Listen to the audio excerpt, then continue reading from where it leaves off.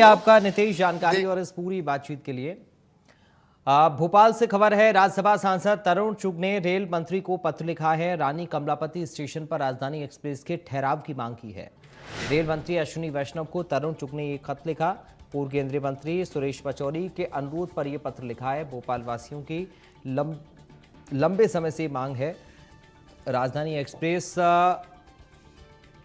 222 के R K MP पर ठहराव की मांग।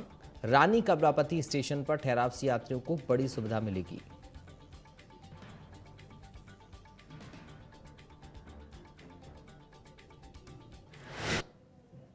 तो ये बड़ी जानकारी है भोपाल से।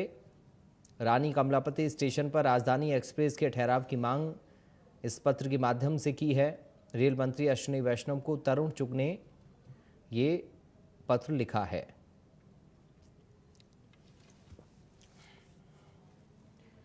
अब बात रायपुर से खबर